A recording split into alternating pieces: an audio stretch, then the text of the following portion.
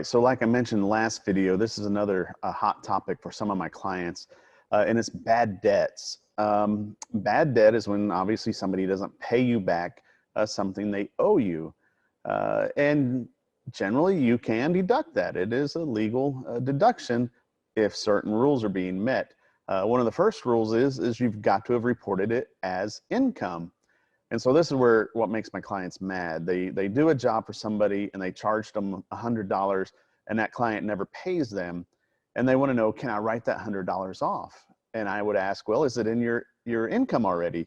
And generally the answer is no, because they're probably a cash basis taxpayer, which means they only recorded it as income when it was paid to them.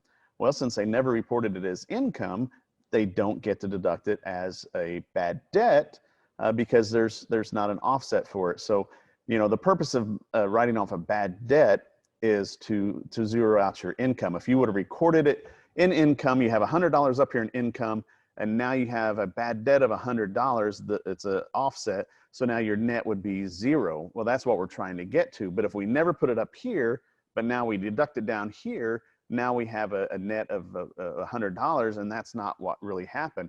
What really happened is you didn't get paid, and so you have zero in your pocket. And that's what we do by recording as income minus the bad debt equals zero, and that's what you have in your pocket is zero. Well, when you just subtract the bad debt, now you have negative 100. Do you have negative 100 in your pocket? No, you have zero, so you can't deduct it unless we record it as income first. If you are an accrual basis taxpayer, or you record your revenues, you know, when you invoice them, like QuickBooks frequently does, then yes, we could deduct that bad debt. So now your revenue would say $100, even though you haven't got it. We can deduct the bad debt and get zero, which is what we wanted to get to. So let's take a look at some examples of that, because we can also write off other bad debt. All right, so when talking about bad debt, there's two types of bad debt: business and non-business. And like I was just talking about a while ago, I'm talking about business bad debt, where you have to record it as revenue first before we can deduct it. So for business bad debt, you have to have specific identification, and you must have reported it as income. And this is the key right here, is you've got to have reported it as income before we can write it off. Non-business bad debt, that's where maybe you loaned a friend or somebody some money and they don't pay you back. Of course, general rule of thumb in the world is never loan friends and family money, because it never works out well.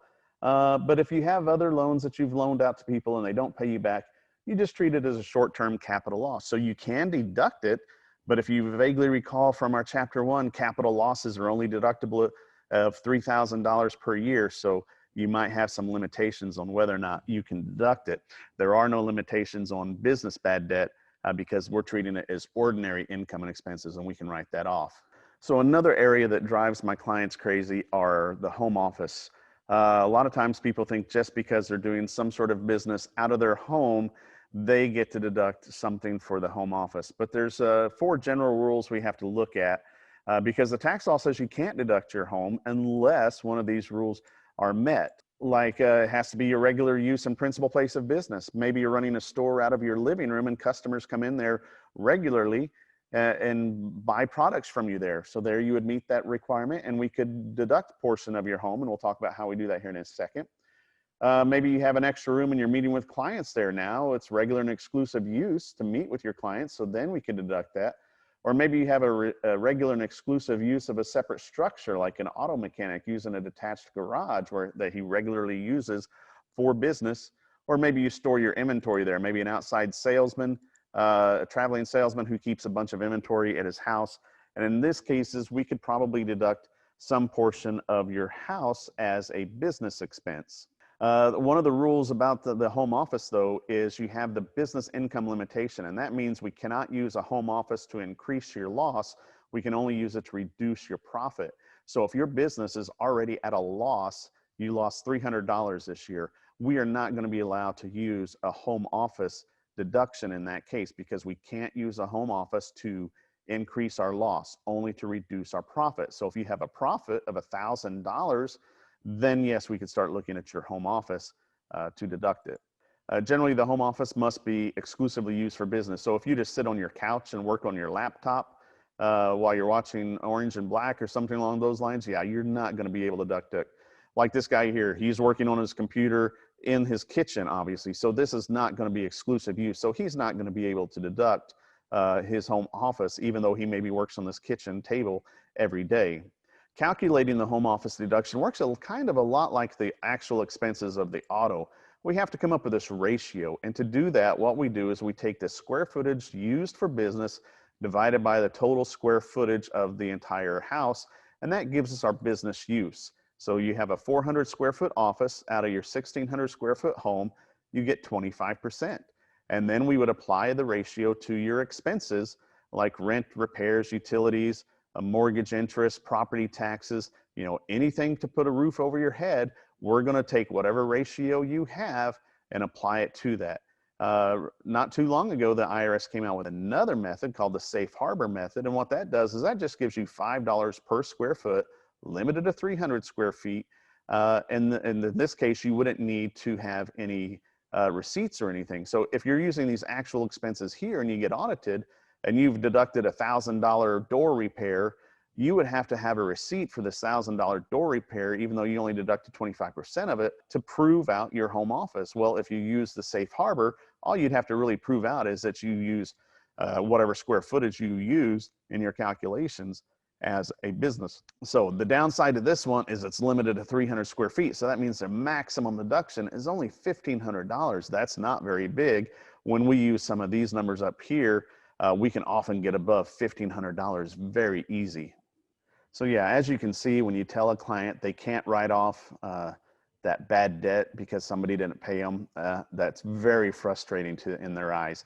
Now, of course, one thing to note is if you did a job for somebody and you used materials or supplies in that job, maybe you went out and painted somebody's house and used $500 worth of paint to paint that house, and then you billed them $800, but they never paid you. Well, the $500 of paint, you're going to absolutely deduct any supplies you used in that job, any money you paid to your friend to help you paint that house. We're going to deduct that because you actually spent that money and you're entitled to deduct it. But yeah, when the guy doesn't pay you the $800 for doing the job, we don't get to deduct that unless we've already counted it as income. And likewise, the home office, the big one I see is when people say, well, I sit in my chair all day long working on my computer, at my kitchen table, and they fail the exclusive use rule there. And so they don't get to deduct that. But again, now we could still deduct things that they use. Maybe they have, if they're using their computer and their internet, maybe we can deduct a portion of their internet expense if it has a business purpose. We can deduct their laptop if it has a business purpose. And of course, we might have to do the ratio if they're using that laptop for personal use also. We might have to apply a ratio to it. But so you may not be able to deduct the home, but there are a lot of other things you can deduct while working from your house. Coming up next, we're going to talk about grandma making the quilts, doing the hobby income thing. I think we've talked about that quite a bit, so you probably have an idea how that's going to go.